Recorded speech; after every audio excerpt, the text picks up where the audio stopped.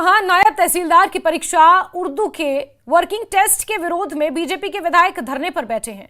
BJP के विधायक civil secretariat के बाहर धरने पर बैठे हैं, जिनकी मांग है कि जेकेएसएसबी फौरन नायब तहसीलदार की परीक्षा में उर्दू टेस्ट का फैसला वापस ले। आपको बता दें कि 9 जून को परीक्षा की अधिसूचना जारी होने के बाद से ही इस पर बवाल मचा हुआ है। आरोप है कि उर्दू के बहाने जम्मू के युवाओं को नौकरी से वंचित रखने की ये कोशिश की जा रही है और इसी कारण बीजेपी के विधायक आज सिविल सेक्रेटरीट के बाहर धरने पर बैठे हैं और गंभीर आरोप उमर सरकार पर लगाए जा रहे हैं। 9 जून को नायब तहसीलदार की परीक्षा के लिए 75 पदों के लिए अधिसूचना जारी हुई थी, जिसमें उर्दू को अनिवार्य बताया गया था, जिसके बाद से ही ये विवाद छिड़ा हुआ है। लेकिन गवर्नर साहब का डोमेन नहीं है। रद्द करो भाषा के आधार पर आप जम्मू से नहीं चलेगा। यहाँ पे जो नायब तहसीलदार की पोस्ट निकली थी उसमें इन्होंने कंपल्सरी उर्दू का किया है, जिसके मुताबिक हमारे जो एमएलएज हैं वो डेलीगेशन भी मिला मुख्यमंत्री जी को और उन्होंने विश्वास दिया था कि हम इसमें सोच विचार करके जो भी ऑफिशियल लैंग्वेज है उन पे हम सोच करेंगे। लेकिन बदकिस्मती इस बात की है कि अभी तक इस पर कोई फैसला नहीं आया है और भारतीय जनता पार्टी ने हर डिस्ट्रिक्ट में इसका विरोध किया। युवा जो हमारे इस प्रोविंस के हैं, हर जगह युवा ने भी अपना जो है नौजवानों ने एतराज़ दर्ज किया। लेकिन बदकिस्मती इस बात की है कि अभी तक सरकार के कोई फैसला नहीं आया। ये जो उर्दू का हमारा ये उन्होंने रखा है, हम कहते हैं कि ऑफिशियल लैंग्वेज में जो भी बच्चा अपीयर हो सकता है वो हो, ताकि वो अपने टैलेंट से और अपनी काबिलियत से जो है एग्ज़ाम पास कर सके। बिल्कुल, और समीर हमारे सहयोगी जुड़ चुके हैं इस पर हमारे साथ। समीर, ये विरोध थमने का नाम नहीं ले रहा है। 75 पदों के लिए Jammu Kashmir state selection board ने निकाली थी ये भर्ती और उर्दू की अनिवार्यता को लेकर अब ये विरोध हो रहा है। बड़ी बात यह है कि विरोध के बावजूद भी उमर सरकार की तरफ से कोई प्रतिक्रिया, कोई रिएक्शन इस पर नहीं आया है सामने।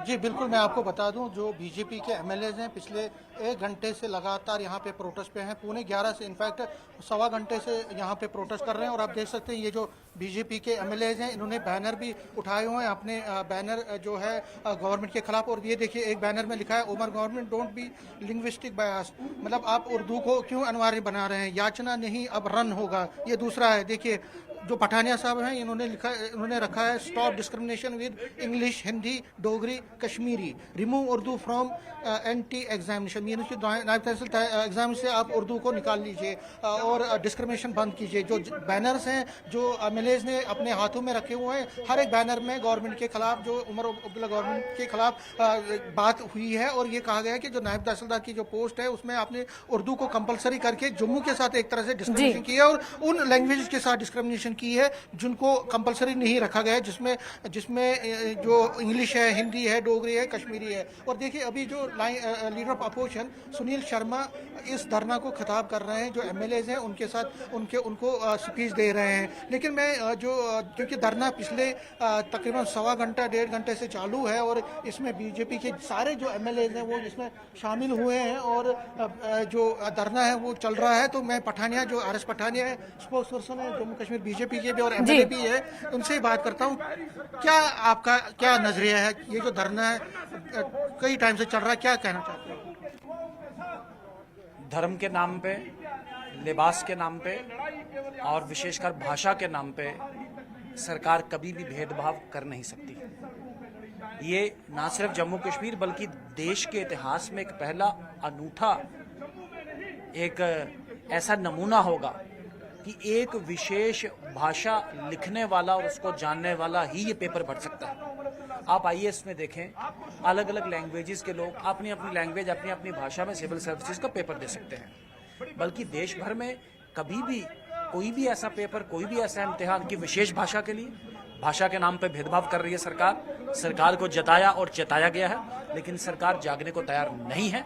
अपनी किसी भी गारंटी पे पूरा उतर नहीं पाई है उमर अब्दुल्ला सरकार मिसिंग है। सरकार का इम्पैक्ट नहीं दिखाई दे रहा जमीनी सतह पे और इस किस्म के भाषा विरोधी और जन विरोधी नीतियों और रीतियों के साथ सरकार एक शो क्रिएट करने की कोशिश की कि इसकी निंदा करते हैं, इसकी भर्त्सना करते हैं और तब तक संघर्ष करेंगे जब तक सरकार अपनी नींद से जाग नहीं जाती।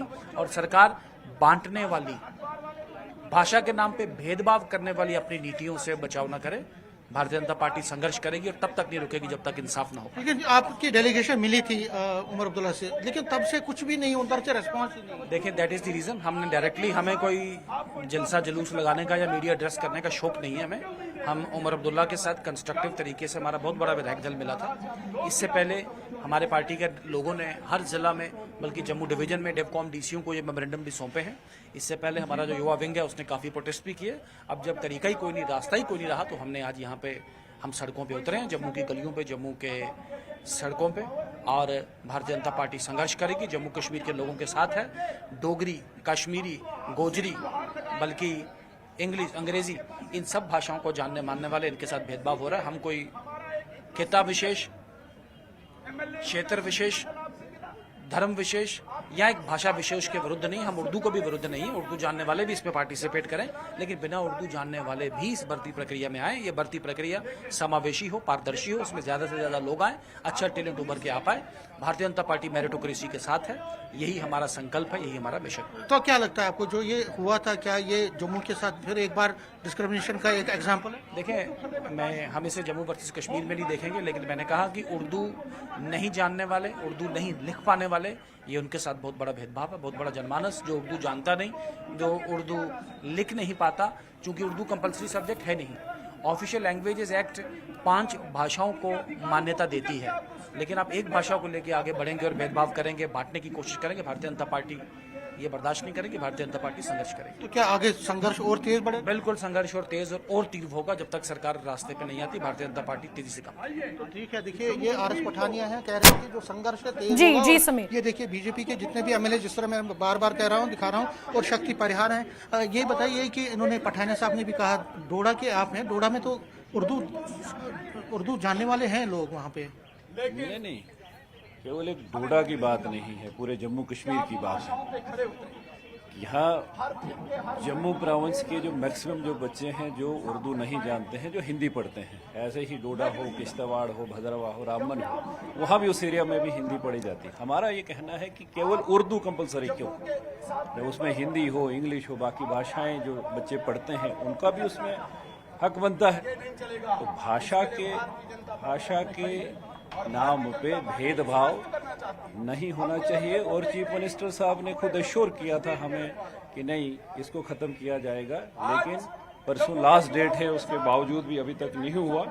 और भारतीय जनता पार्टी ने डिसाइड किया है कि आज यहाँ पे प्रोटेस्ट होगा, विधायकों का प्रोटेस्ट होगा, और आने वाले टाइम पे इस लड़ाई को सड़कों पे भी लड़ा जाएगा। तो देखिए, जो बीजेपी के जो एमएलए हैं, जिस तरह से हम बार बार दृश्यों में भी दिखा रहे हैं कि बीजेपी के जो एमएलए हैं पिछले सवा घंटे से लगातार प्रोटेस्ट पे हैं, धरने पे हैं, और धरना कर रहे हैं हाथों में। जो उन्होंने समीर देखिए जी, ये कह रहे हैं जी समीर, इस प्रदर्शन के बहाने एक चीज और है कि जम्मू और कश्मीर में जो रीजनल डिफरेंस की जो एक लड़ाई हमेशा से रही है, चाहे वो मुख्यमंत्री पद को लेकर रही हो या फिर तमाम चीजों को लेकर जो ये लड़ाई जम्मू और कश्मीर के बीच रही है, कहीं ना कहीं वो इस उर्दू की अनिवार्यता को लेकर, क्योंकि 1989 में जब ये उर्दू कंपलसरी कर दी गई थी, उसके बाद फिर अन्य भाषाएं थी, डोगरी थी, हिंदी थी, इंग्लिश थी, उन्हें भी ऑफिशियल लैंग्वेज किया गया था। और अब इस उर्दू को जिस तरह से अनिवार्य किया गया है नायब तहसीलदार परीक्षा में, ये एक क्षेत्रीय असमानता और रीजनल डिफरेंस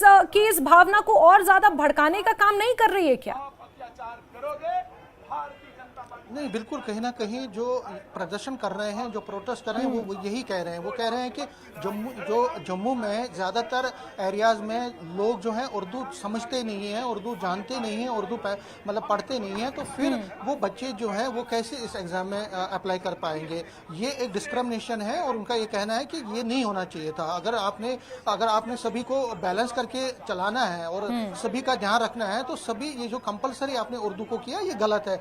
ये कह रहे हैं कि जो बीजेपी के एमएलए हैं, ये कह रहे हैं कि हम किसी सब्जेक्ट के खिलाफ नहीं है, किसी भाषा के खिलाफ नहीं है, किसी रीजन के खिलाफ नहीं है, या किसी मजहब के खिलाफ नहीं है। हम ये कहते हैं कि हर एक जो लैंग्वेज है उसका अपना हक है, बिल्कुल, और लैंग्वेज बिल्कुल। को अपना एक रेस्पेक्ट और स्टेटस दिया जाना चाहिए। उर्दू के खिलाफ नहीं है, लेकिन जो बाकी उर्दू जैसे डोगरी है, जैसे इंग्लिश है, हिंदी है या बाकी लैंग्वेजेस है, उनको भी उतना ही रेस्पेक्ट देना चाहिए। और जो ये कंपलसरी शब्द रखा गया बिल्कुल। है, ये गलत बात है। तो हाँ, इसलिए जो मैंने बिल्कुल आपको कहा बिल्कुल कि देखिए, समीर, हाथों में अपने जो आप बैठे- लगातार नजर बना के रखिए, लेकिन इसमें जरूरी ये है कि उमर सरकार जिनकी तरफ से ये अधिसूचना जारी की गई है, उनका क्या कहना है, क्या सोचकर उन्होंने ये कंपलसरी शब्द डाला है, जिसको लेकर अब विरोध भी हो रहा है। इस विरोध को लेकर उमर सरकार का क्या कहना है? समीर, नजर बना के रखे। बहुत शुक्रिया हमारे साथ जुड़ने के लिए, जानकारी